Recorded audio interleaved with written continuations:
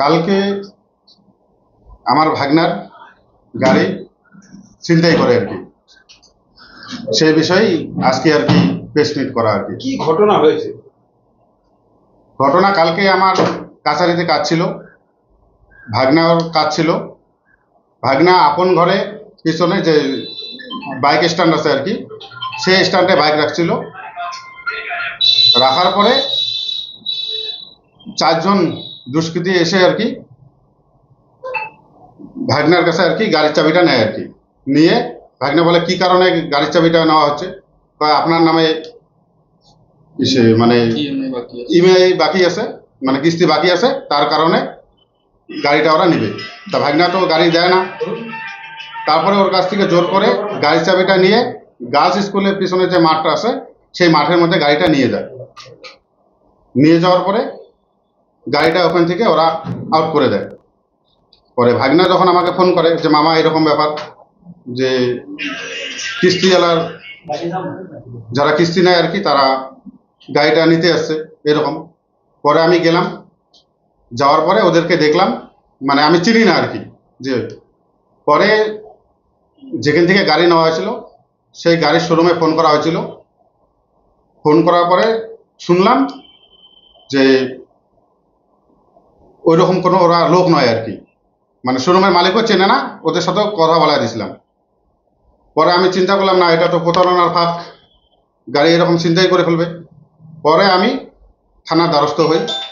পরে যা থানার অফিসার মানে কথা শুনে আর কি তৎক্ষণাৎ ওই জায়গায় যায়, মানে গার্লস স্কুলের পেছনে।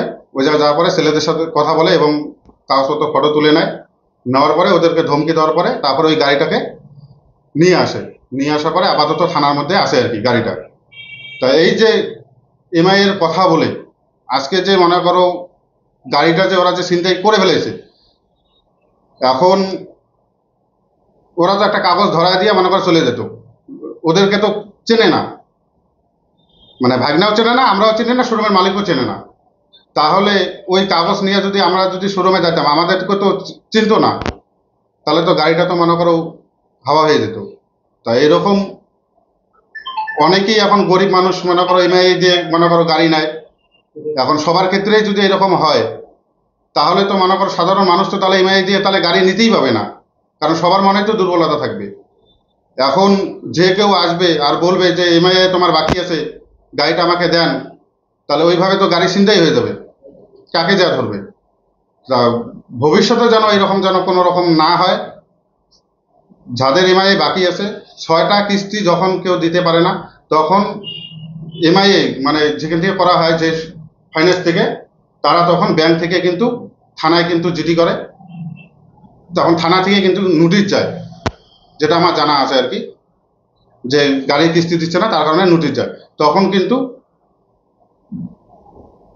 শোধ করার পরিকল্পনা করে বা শোরুমে তখন যোগাযোগ করে। কিন্তু আমাদের টোটাল টাকার ক্লিয়ার আছে, সেই কাগজও আছে, এই যে স্টেটমেন্ট আছে, টোটাল টাকার স্টেটমেন্ট আছে, আপ টু ডেট ক্লিয়ার দেওয়া আছে। মানে ভাগনা হলো কাজ করে 3 তারিখে বিল পায়, এই জন্য তোমার হলো মানে 7 তারিখে তোমার হলো ও বেতন পায় আর কি। আর এমআই কাটে হলো 3 তারিখে।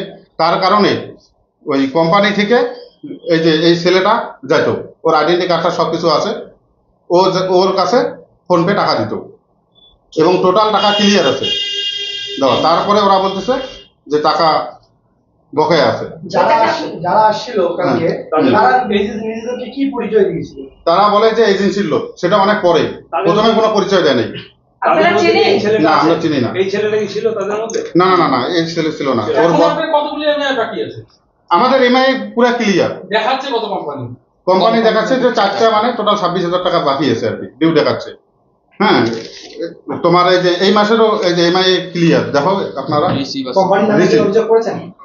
না, আপনাদের এটা তো কালকার ঘটনা হলো খালি।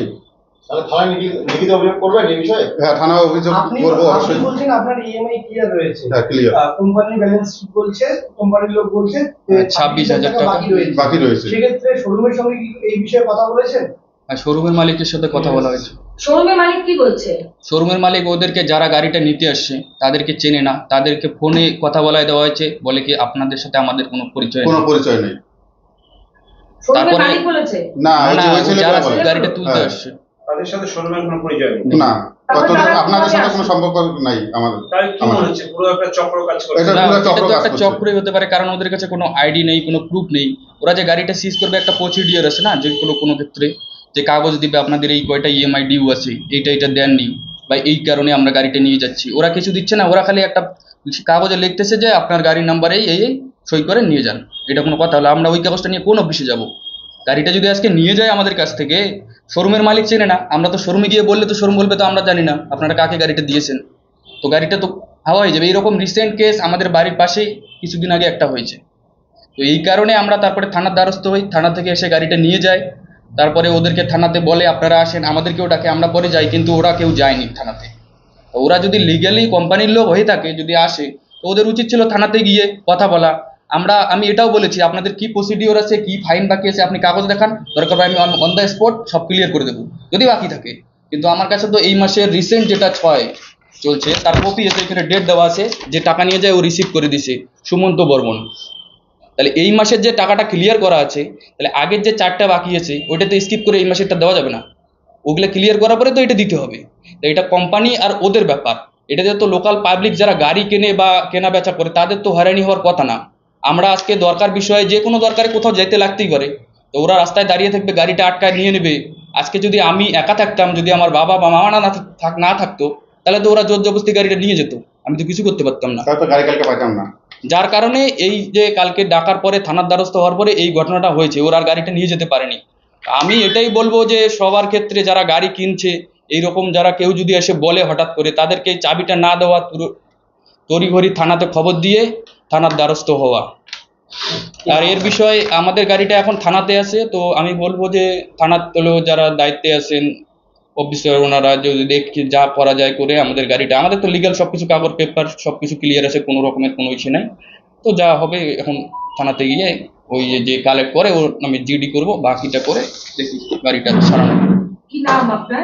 আমার নাম অসীম বর্মন। গাড়িটা 2 বছর আগে। আরেকটা জিনিস জানতে চাই, প্রিভিয়াস যে শোরুম যেটা বলেছো, সেই হ্যাঁ। শোরুমের মালিক কি বলেছে এই চক্র সম্বন্ধে, তোমাদের কি বলেছে?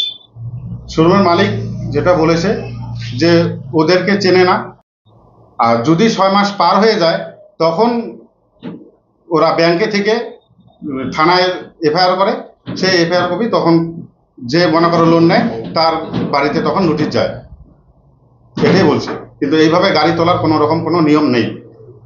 প্রতারণা চক্র। এটা প্রতারণার চক্র একদম ফুল। যাতে ভবিষ্যতে কারো যেন এরকম না হয় সেটা পুলিশ প্রশাসনের পক্ষ থেকে যেন দেখা হয়। এবং কালকে পুলিশ প্রশাসনের জন্যই কালকে আমরা গাড়িটা উদ্ধার করতে পারছি, এবং পুলিশ প্রশাসনকে আমরা যথেষ্ট ধন্যবাদ জানাই, কারণ পুলিশ প্রশাসন না থাকলে কালকে আমরা এই গাড়িটা উদ্ধার করতে পারতাম না। কি নাম? আমার নাম কৃষ্ণকুমার বর্মন, আমি ভেটাগুড়ি 2 নম্বর অঞ্চলের পঞ্চায়েত অভিভাবক এবং জেনারেল সেক্রেটারি অঞ্চলের, শুধু সেক্রেটারি। দাদা ফিনান্সের লোক আটকে ধরে ঘুমা পারে আরে ওরা চিন্তাই করে বেড়ায়, সত্যি কথা। টাকা দিলে তার গাড়িটা ছেড়ে দে, দরকার আরে আমার পাশে তোমার নাম্বার কি কে বলছে? আমার নাম্বার নিয়ে দাও। আমার তো মাথা এই